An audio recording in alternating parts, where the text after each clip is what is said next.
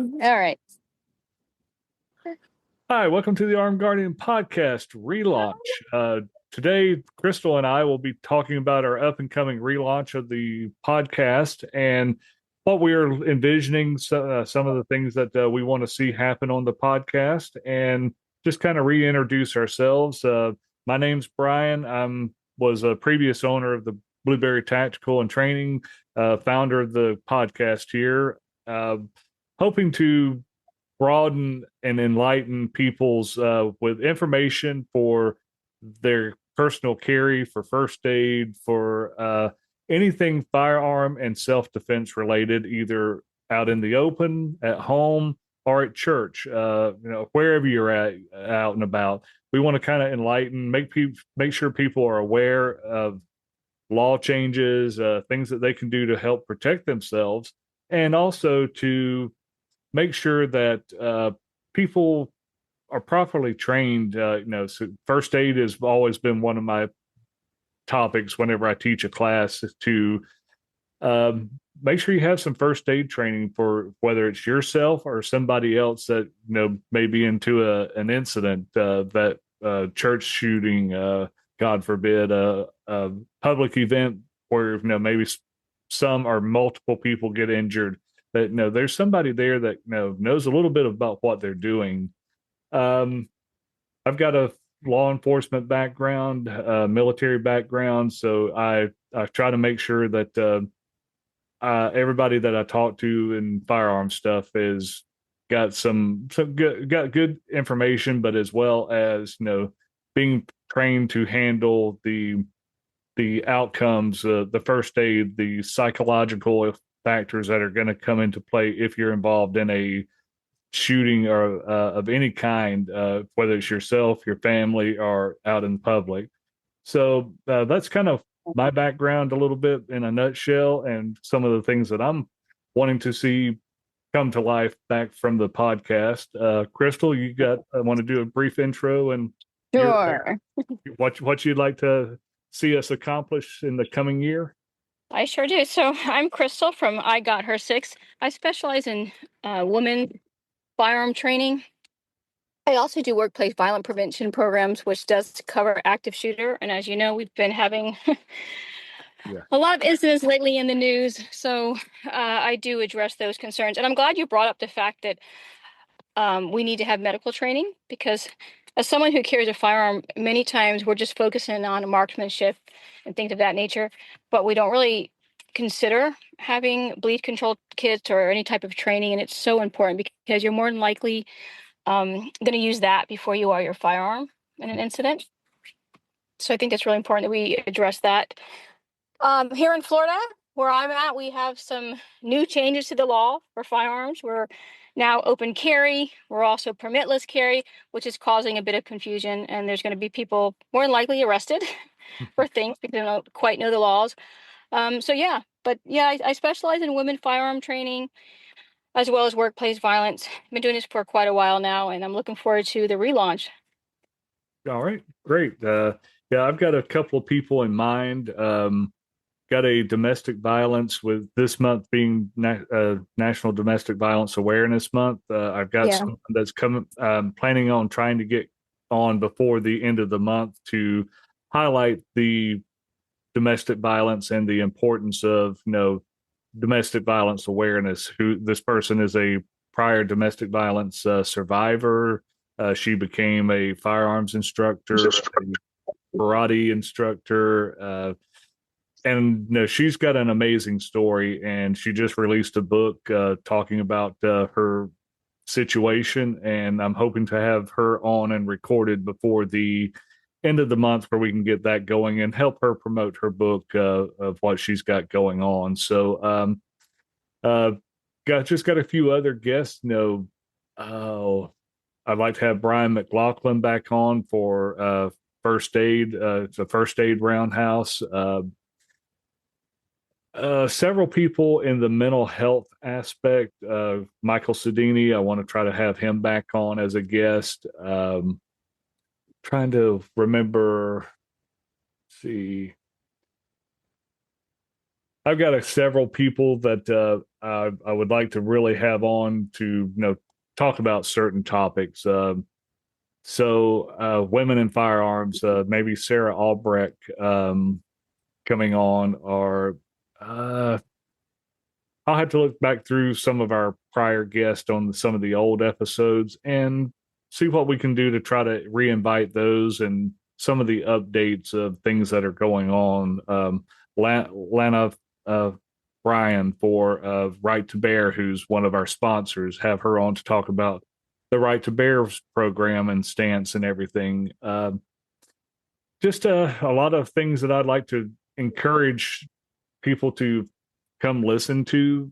Get of course, I'm from Georgia, you're from Florida. Some of the things we may Yeah. talk about may not be specific to the state that the listeners in, but it's some good overall advice. And to follow, to read as I have in my disclaimer, or we have in the disclaimer, is this may not be state uh, good legal advice in the state that you're in, and always follow it up by checking with your local law, legislation, and things like that to make sure that what we talk about, is up to par in that state as well. Because things, like I said, things change from state to state, and different states have different requirements. So we want to make sure you're well vested. You follow the legalities in the state that you're in, that you may be listening, and we may be talking about like I said, Georgia and Florida, some of the things that are coming up in them. There may be some changes in your state that you may be listening in that are not that we don't cover just because we're not in that state. So not that we're trying to exclude people in that state. It's just we're not. There's 50 states, and there's so many counties and cities that have their own restrictions or pro or against firearms. So it's something that we give the nugget of information out. It's to your advantage to follow up with the legalities in your local your local jurisdiction. So with that being Yeah, said, yeah, go ahead. no, no, I was gonna say, it's so true. And even like where we're at, so from county to county, it's so different. So most people have heard of Polk County. We have an amazing sheriff there, and he's really pro Second Amendment. Let's just say that, and he's for the people, not necessarily criminals. Whereas in my county, they're more for the criminals. I hate to say it. Right. So if you are a person that has to use self-defense, deadly force, you got to really prove to them that it was in fact a self-defense incident. And even then, there's a good possibility you will be arrested or detained. So you're right, county to county, state lines, all of these things, we need to know the laws Right. and what we're up against. Yeah, and that's part of the thing that training, encouraging you to continue on your training, because if you get training in your local area, that training is going to be tailored to what is legal, what is currently going on in the auspices of that jurisdiction that you're in. So there's nothing to that will, oh, what's the word I'm looking for? I'm kind of at a blank for a minute, but Mm-hmm. nothing that precludes something in your area, because what we may talk about may be fine in Georgia or Florida or a specific county, or generally in the Southeast, where things may not be legal, or there may be some changes in the thought or the laws for California, Illinois, Oh some of yeah. those states that are known to be not pro Second Amendment per se, but we're seeing great leaps and bounds in a lot of the advocacy for Second Amendment and personal defense and everything. So just always Yeah. follow up with training, continued training, and contacting someone law or attorney wise in your local area to, hey, what's the current laws for XYZ?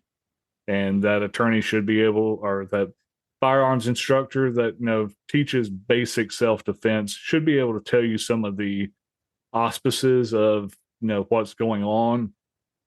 USCCA's reciprocity is a great tool for some basic information, state to state. So I encourage people to check that, check the laws of the state that you are going in or live in. And always, if you're passing through traveling, know the laws of the state that you're going to be going through, because Oh, yeah. there's so many changes that you may have to know: magazine requirements, ammunition restrictions, things like that. So it's always a good idea to check the laws of where you're at, where you're going through, what can you do, what can you not do, and just follow through on that. So Yeah, we had some issues when we became permitless carry. Well, constitutional carry, not necessarily, but that's what they were referring to as constitutional carry. And really, it's just permitless, right? So right. people didn't realize that they just couldn't cross state lines Mm-hmm. because they didn't have their concealed weapon permit. There's no Right. reciprocity. So we were dealing with that. And quite a bit of people didn't understand the law. Like, oh, I can just go anywhere now. I'm like, oh, it doesn't work that way. Yeah, it's like with me being so close to Florida, where I was teaching at. Georgia is a permitless carry, constitutional carry state. So and Georgia has always been, you can carry open carry in Georgia, but letting people know that, hey, if you go to South Carolina or Florida does at the time didn't have open carry. So if you're open carrying and you travel into Florida to go see a friend, a family, or something, just realize that once you cross that state line, you've got a whole new ball game as far as laws to abide by. And people just sometimes just didn't think about it. It's like a while back, South Carolina was right to notify if you got stopped by law Right. enforcement. You had to notify them that, hey, I'm Yeah, right away. carry. Yeah. And if you didn't, you could face a criminal misdemeanor charge. But that has changed in South Carolina. Although I think there are still some states that have that right to notify. Right. Yeah. Duty to inform them. Yeah, we don't have to here unless they ask. Yeah, if they ask, we have to tell. Yeah. And then there's been, different opinions on what you should do. Should you voluntarily give the information up? Should you not? And that is a whole nother argument people Right. go back and forth with. Yeah. So yeah, but we really need to know the laws, and that's what we're here to do. And we're not attorneys, so I always tell people, I give a disclaimer: I am not an attorney. Right. It is your responsibility to know the laws. Yep. Things change. Don't go out and have an incident and come back and say, well, Crystal told me I can do this. Yeah. Because I didn't. Maybe you interpreted that way, but I didn't tell you that. Right. So, I'm going to go take the stand and say, well, Your Honor, I thought I could do that because my instructor or my neighbor or former law enforcement officer told me this. Yeah. They're not on trial. So. Yeah.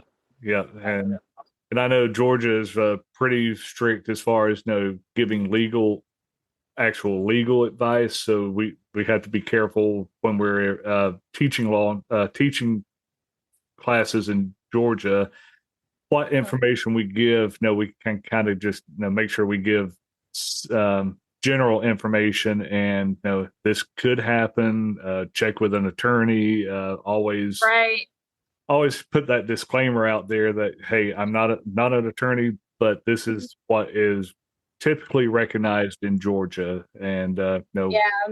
So, but what we do is we provide the Florida statutes.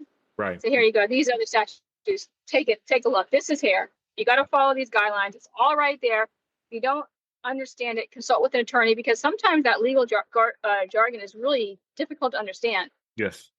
And so that your interpretation of it can be different than what it actually means. But yeah, we just have to be very careful with that. Yep.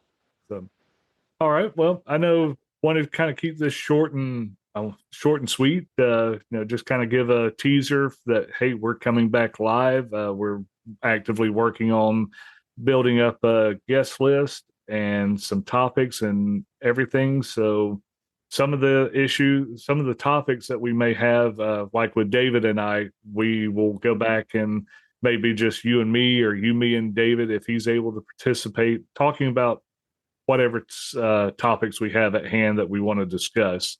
And if we have an episode where we have a guest that's on, we'll have a guest where we'll kind of, question and answer, let them talk about things that are going on in that topic that we have them on for. And we'll just kind of keep that aspect, or that programming going on for the new episodes forthcoming. And like I said, primarily it'll be you and me, Crystal. I know there'll probably be some times where maybe I've got somebody that, hey, I can only do it on this day, and you may not be available. So we'll just do the best that we can to have you and me on, and then David whenever he's can be there. But we'll just try to jump the we'll ground. Make it work.